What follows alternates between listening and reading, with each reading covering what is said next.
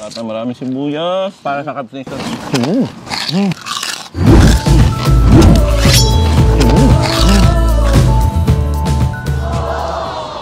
na, Ta. Okay na tayo dito. Hindi natin i-flood para okay na itong chicha. Pakuluan ito, di ba? Once sa oras, halos 45 minutes. Tapos naman. Ako ng camera kaya? Camera eh. Sige, sige, camera. Para masimulan na natin to. Mag-intro na muna tayo. Welcome natin mga Kaps. Recording yan? Oo, recording. Recording. Mga Kaps! Welcome back sa ating backyard. Dito muna ulit tayo. Siguro bagong style to kasi si Tata muna magka-camera. Dahil si cameraman pupunta doon sa ating pwesto at mamaya pa siya babalik. Meron pala tayo ditong chicharon, back fat o balat na may konting mga laman pero madalas sa itaba ang nasa likod niya. Pinakuluan natin to kanina, mahigit 45 minutes up to 1 hour ang ating pagpapakulo. Nilagyan lang natin siya ng asin. Habang natutulog pala ako kanina, nagpapakulo ka na? Oo naman, kasi ngayon lang gumising si Tata. Ito, ganito muna ang gagawin natin. So pagkatapos pakuluan, syempre pinalamig natin, kaya nahawakan natin. Hiwain muna natin siya ng maliliit. So sa Kapampangan, ang tawag namin sa chicharong style na to ay pitichan. Karing Kapampangan na manalbe, yapinin kaya katama pag maragol na pitichan, pero ausan taya pa ang chicharong babi para makarelate naman ang ibang audience natin. So hiwain natin ng ano Ta, yung parang maliliit na maliliit, no? Oh, bite size. Okay, ayos to. So ganyan lang. Ang kakalabasan nito, para siyang ano talaga, yung chicharon. Yung chicharon. Ito hindi mo na kailangang ibilad sa araw. Madali lang naman siya. Ang problema lang, matagal. Siguro abutin tayo dito Ta, mga 3 to 4 hours. Naku. Ganun katagal. Kaya tiisin mo muna ang gutom para mamaya masarap ang ating kain. Sakto, hindi pa ako nag-almusal, Kabses. Baka meron kang naiisip dyan na masarap na sausawan para dito. Speaking sa tanong mong sausawan, Kabses, mamaya gagawin kita ng masarap na sausawan. Yan ang gusto ko dyan. Yeah mga Kabs, nahiwa-hiwa na natin ang ating back fat o balat ng baboy. So ngayon, ang susunod nating step is ilalagay natin dito. Nagpainit ako ng kawali. So piprituin natin siya sa sarili niyang mantika. Hindi tayo maglalagay ng kahit anong oil. Ito na mismo agad. Okay to, Kabses, ha? Hintayin lang natin yung maligo Ta sa sarili niyang mantika.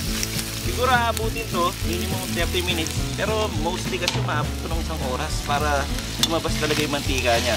So babantayan nyo lang na at least man lang hindi siya sana masunog. So halu-haluin niya siya hanggang lumabas yung mantika.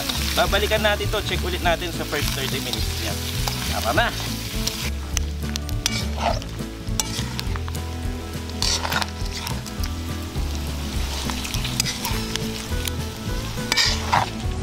Kabses, kanina ka pa halo ng halo dyan, 30 minutes na ako nag-halo eh. Gano'ng katagal pa yun? Matagal ba ito?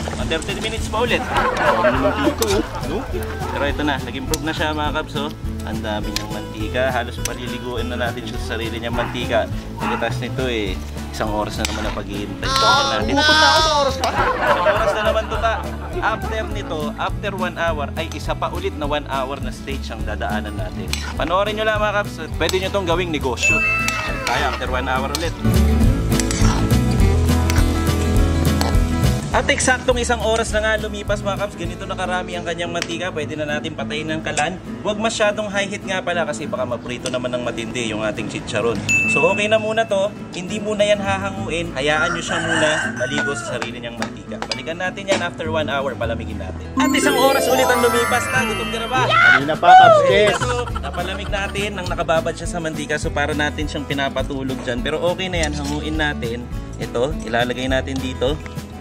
Nilagyan ko na yan ng papel para madaling ma-absorb kasi 1 oras na naman Ta. 1 oras na naman? 1 oras na naman paghihintay. Akala mo okay na. Patutuloy lang natin to. Pagkatapos ng 1 oras last process or 2 process, hindi ko na sasabihin kung gaano katagal yung huling 2 proseso. Basta hintayin mo lang, palapit na to at kakain na tayo Ta. Gugutom na ako. Balikan natin after 1 hour ulit. Let's go! Another, 1 oras na naman na natapos Ta. Okay na to, pero bago ang lahat para malaman nyo kung okay na ang pwede nyong iprito, makikita nyo banda dito is medyo naglalaban na, medyo may tigas at kunat siya. Yan mga Kabs. Ibig sabihin niyan pwede natin iprito at ang unang proseso na ito ay tinatawag nating hardening process. Itong mga chicharon na to, ibababad natin, nagpakulo na tayo ng mantika dyan. Itong mantika na to, ito yung pinagmantikaan ng mismong baboy na to. Pero dinagdagan na natin ng cooking oil para mababad natin siya ng maayos. Ito, sundan mo, cameraman Tata.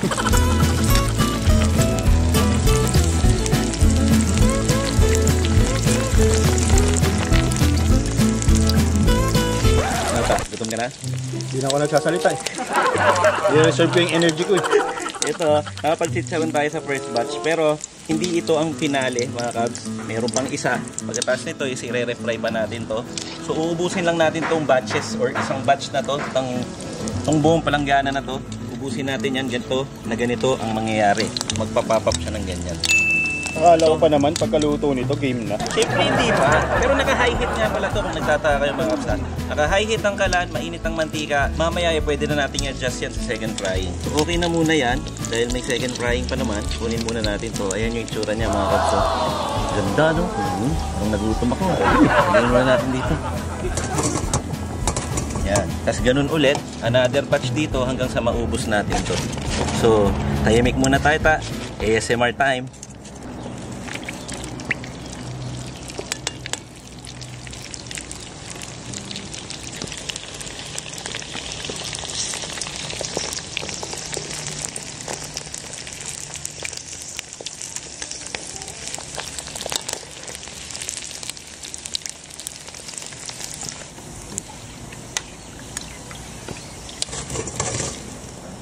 Okay na ta. Naman, pwede nakainin niya, Cubs Chess. Last batch na ako. Di pa, may ano to, i-rest pa to. I-rest natin ng 30 minutes. Tapos may second frying. Bakit hindi mo ako ng camera na yun? Yung! Diyan na si cameraman, na-late lang na ako. Lapit ba dito cameraman? Ito pakita natin. Ito na yung pinaka-last batch ng ating first frying. Ayan o. Siguro naman, habang hinihintay natin yung 30 minutes na, baka pwede mong gawan ng sausawan to katulad ng sinabi mo kanina. Pre, isa sa masarap na partner ng chicharon, yung maasim at masarap na sausawan. Yun. Gawin na natin, let's go! Boom! Ayan mga Cubs, hindi tayo gagawa ng rule number 2. Pero gagawa tayo ng sausawan. So dito, lalagyan lang natin yung sibuyas, bawang, luya. Palasa natin, lagyan natin ng patis at konting asin. Pepper powder. At para sa konting tamis, lagyan natin ng sugar. At syempre, para may kagat, favorito ni Cubs Chess. Oh, no! At syempre, masarap sa chicharon, maasim, kaya lagyan natin yun ng maraming cane vinegar. At dagdag asim, lagyan natin ng kalamansi. Isama na natin mga Cubs, yung balat.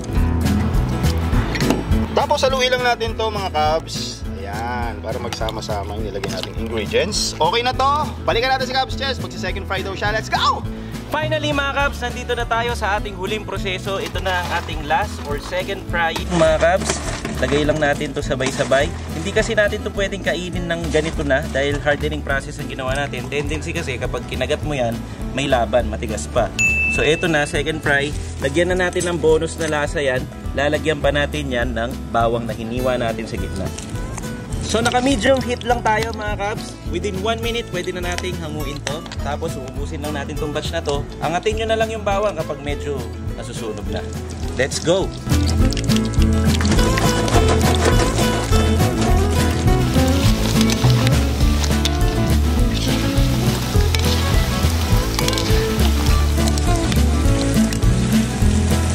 At sa wakas mga Cubs, pagkatapos ng mahigit 4 na oras, tapos na ang ating pitichan o chicharong baboy. At sa wakas, makakakain na ako. Ito na lang mga seso, pero masarap naman talaga. Hanguin ka na. Nag-ready ka na ba ng panulak natin? Meron tayong roll number 2, kaya pwede na lang simulan to. Let's go! Tara na! I see! Manganta na mga Cubs! Kainan na mga Cubs! At 4 hours din ang lumipas. Sa wakas, kakain na tayo ta. Umpisa na natin agad Cubs Chess. Ano yung roll number 2 natin? Cameraman, para sa ito. Ito ang ating chicharong baboy o pitichan at ang ating rule number 2 ay pineapple juice na pangontra. Pangontra sa putok-batok. Cheers! Cheers na agad. Habang naglalagay, cheers na. Ayan, tinamaan pa yung chicharon. Cheers mga Cubs. Kanina pa ako gutom. Gusto ko ng Cubs Chess, bahala ka na muna dyan. Ito na siya mga Cubs. So, yun o. Uy! Chicharon. Chicharap. Para sa inyo mga Cubs. Ausaw na agad dyan. Ulamin na natin. Tiniis talaga namin ito mga Cubs na pilitin namin kahit off-cam man lang huwag sumubo. Talagang ngayon palang kakain. Kanginan na yan.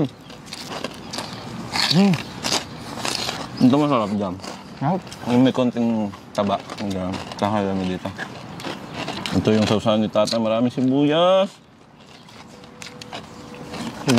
Sarap. Naman tayo mga kanya-kanya muna tayo ha. Kanya na kami mga Cubs ha. Kung gusto nyo i-try ka, pwede. Talaga nga lang. Madali lang siyang gawin. Medyo matagal lang. Ano, sarap? Meron siyang may 4 na proseso. Kung i-rewind niyo yung video, mga kaps. Gusto niyong gawing negosyo, pwede rin yan. Ay, oo. Petit chan talaga ang tawag nila dyan. From the root word na, hindi naman bastos, ang root word na sa Kapampangan is titi. Ibig sabihin, to fry. Similar siya dun sa pinakupsan ng mga Cebuano. Ibig sabihin naman ng pinakupsan, to shrink. Ito naman, to fry. Yung unang process, no? Yung pagpatanggal ng mantika. Ang Pala, end up nung kung tinuloy-tuloy mo, yun yung pinakupsan. yung pinakupsan para sa litong kawali. Na maliliit. Ito, parang chicharon. Pasensya na kayo sa mga lumilipad, mga kaps, ha? Dito kasi tayo sa tabi ng manok, oh. Ang bahay ng manok. Isa pang nagpapaiba sa petit chan, ayan. Yung iba kasi may laman din.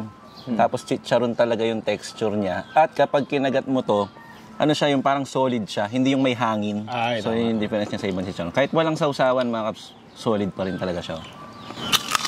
No? Anong part ng baka ba ang maganda gamitin dito, Caps? Baboy. Ay, baboy, sorry. Nakababa ako, pares kasi tayo ng pares eh. Ngayon, Caps, anong part ng baboy ito? Ang ginamit natin. Ito yung balat na kung tawagin pagbibili ka back fat. Back. Bibigyan ka nila, alam ng mga nagtitinda yun. O kaya, sa mga meat shop, meron na sila naka-ready na naka-cut na. And then, papakuluan mo na lang kasi yun. Tapos yung sundan nyo lang po yung kanina. Ito na yun. Ang ganda niya gawin chicharon kasi may konting laman. Ano? Masarap naman yan. Pero masarap yan kapag may kanin. Bawa, ito parang kutsara mo. Kasi uhulog mo dun sa kanin. Yan, ang daming sili. Isama mo na yan. Ha?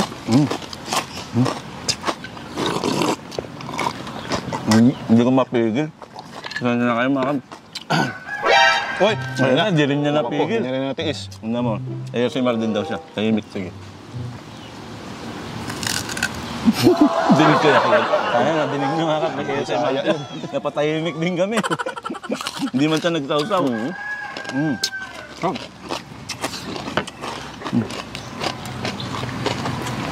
Tama ka, Kapses. Pwede nga pang negosyo to. Sino mo? Chicharon, same day magagawa mo.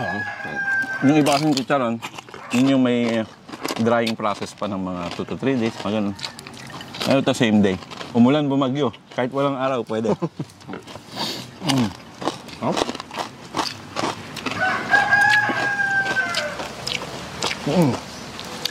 Ang alam ko, nabibili itong petit chan.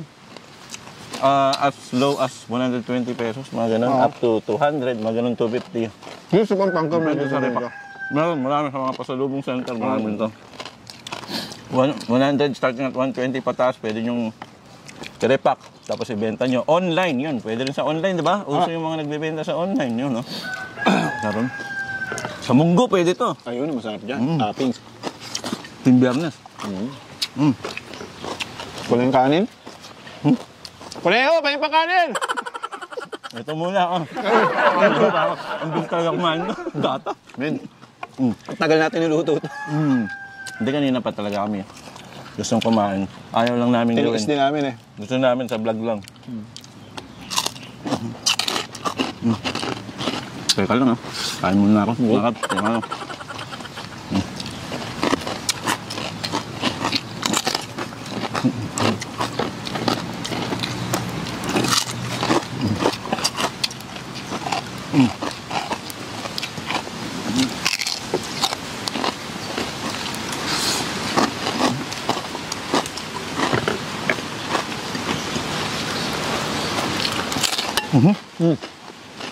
Ang dami ko nang nahulog, ah.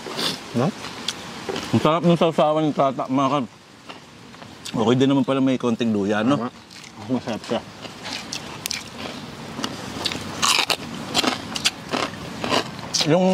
Yung lutong na, yung lutong nito, hindi ko alam kung paano ko ba explain, naririnig naman nila siguro. Ganun lang. Ganun na pagkakawa Yung tunog. Ganun talaga siya, okay siya. Kasi, kung pinirst fry nyo lang itong mga kabs, lalaban siya. Pero kung isa-second fry nyo siya, ito na yung kalalabasan. So, nakita ko kanina, pero init mo naman, sobrang init ng mantika. Kailangan yun. Hindi ako nalagan. Kasi, kailangan yung balat, bibiglain. Papumutok ko parang ganyan.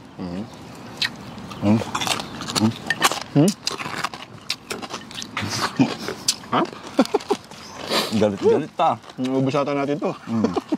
Tapak muna. Madalang lang to. Oo. Tumba. Ubo. Simot. Hindi, magkakanin pa po kami pagkatas nito. Hindi naman pwedeng yun lang yung kanin Ako natin. tapos, Gabs. Pero yun, Ubusin natin to. kung umabot kayo dito, thank you very much. Maraming salamat sa mga panonood nyo ng mahaba. Dahil sa inyo ay nagiging masaya at inspired kami na gumawa ng gumawa. Mas lalo pa namin gagalingan sa mga susunod na content namin. Nagbabawi tayo. Babawi na kami nitong darating na June, pasensya na itong buwan. Pasensya na itong nakaraang buwan at saka Konti itong lang, buwan na ano, ito. upload Konti natin. lang nagawa natin kasi alam nyo naman, di ba, may mga kanya-kanya kaming Busy lang. pinagbubukas. Pero mukhang nagiging okay naman na yung flow. Pwede na iwan. Pwede na silang iniiwanan doon at magpapatuloy na tayo sa ating journey dito sa YouTube channel natin. So, ganito na muna. Para makakain tayo tuloy-tuloy. Pero huling na lang. Ubusin ko talaga to. Para sa inyo mga Cubs Nation, parinig ng ating saya para sa Cubs Nation. Muli po, kami ang Team Kanas TV 2.0 na lagi magsasabi at magpapaalala sa inyo. Huwag nyo kakalimutan na lagi yung tatandaan. Nakakalimutan ko lang, garap ka din. Late din si cameraman ngayon. Ang daming mali ngayon. Up. Pitit-chan! Manyaman! Kemi. Bye! Peace out!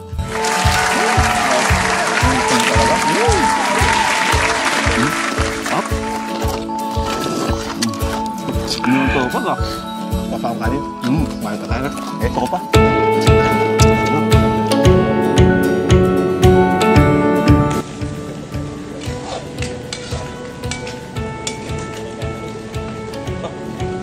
Baon niya? Nakakainig pag camera. Mahirap talaga wala si cameraman dito. Ang ala ko, nag-ibiro ko. Balik na ako sa rolling. Sige, balikan mo na yun. Tapos balikan natin mamaya. Check ulit natin. Surprise ako dun ah.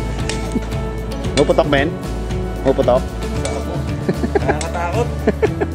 Ito na yun. Ikaw dito. Ha? Hindi, okay na ako dito sa camera. Nakakatakot eh. May pag-ispadahan dyan, ha? Kanta na mga Cubs! Ako, tagal na luto. Tagal na. Wala na natin to. Hapon na.